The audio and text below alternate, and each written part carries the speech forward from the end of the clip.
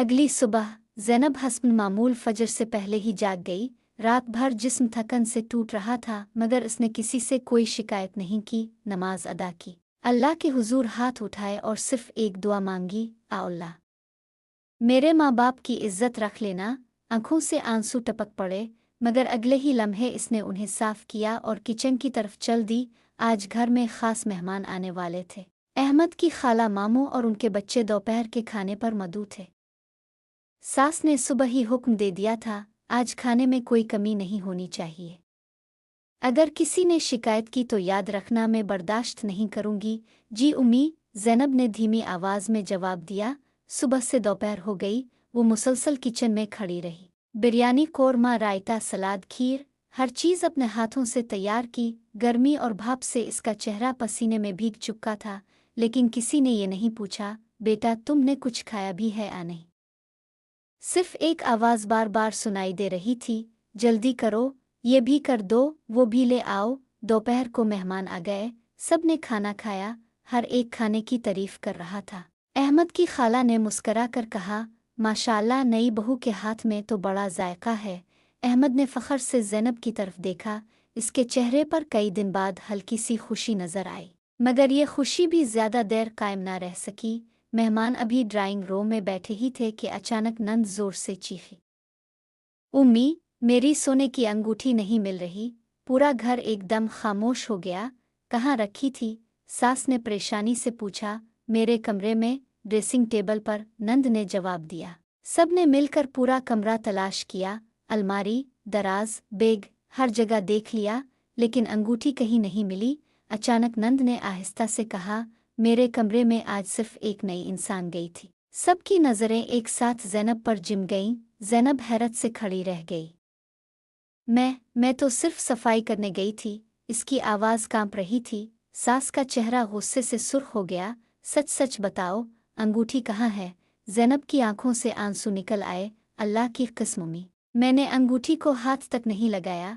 कस्में तो हर चूर खा लेता है। ये जुमला किसी तीर की तरह ज़ैनब के दिल में उतर गया। मेहमान खामोश बैठे थे, कोई कुछ नहीं बोल रहा था।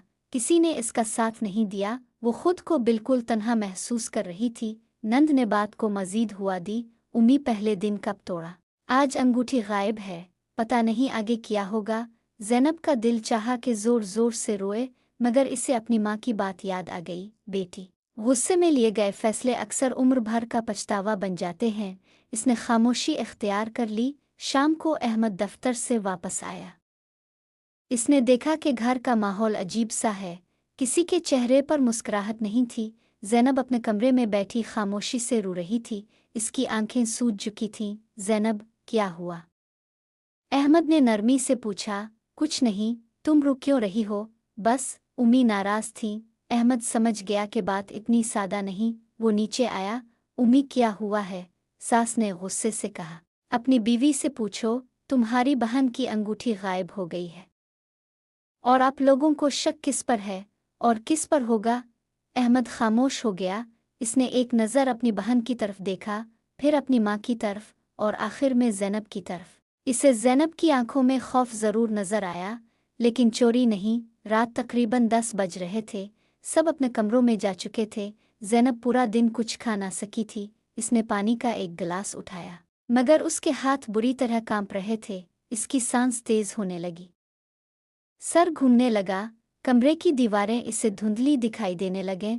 वो अहमद से कुछ कहना चाहती थी, लेकिन अल्फाज इसके होंठों तक न पहुंच सके। अचानक इसकी आंखों के सामने अंधेरा छा गया। गिलास इसके हाथ से छूटकर ज़मीन पर गिरा, चिने आलिफिक, और अगले ही लम्हे ज़ैनब बेहोश होकर फर्श पर गिर गई। ज़ैनब! अहमद की खौफज़दा चीख पूरे घर में गूंज उठी। सब लोग दौड़ते हुए कमरे में पहुंचे। ज़ैनब बेहिस व हरकत पड़ी थी। इसकी नब्ज़ बहुत आहिस्ता चल रही थी।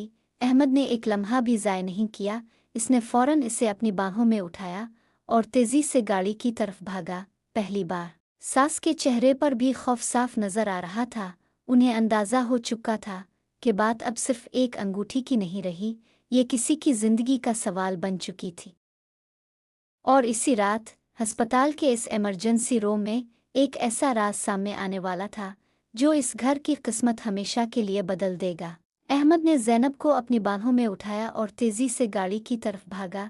اس کے ہاتھ کانپ رہے تھے، وہ بار بار ایک ہی بات کہہ رہا تھا، زینب، آنکھیں کھولو، پلیز آنکھیں کھولو۔ پچھلی سیٹ پر ساس اور نند بھی خاموش بیٹھی تھیں، کسی کی زبان سے ایک لفظ بھی نہیں نکل رہا تھا۔ چند ہی منٹوں میں گاڑی ہسپتال کے ایمرجنسی گیٹ پر رکی۔ ڈاکٹرز نے فوراً زینب کو اندر منتقل کر دیا۔ ایمرجنسی روم کا دروازہ بند ہوتے ہی احمد بے بسی سے باہر کرسی پر بیٹھ گیا۔ اس کی آنکھوں سے آنسو مسلسل بہہ رہے تھے۔ وہ خود کو بار بار ایک ہی سوال کر رہا تھا، میں اپنی بیوی کو محفوظ رکھنے کا وعدہ کر کے لایا تھا، پھر یہ سب کیسے ہو گیا؟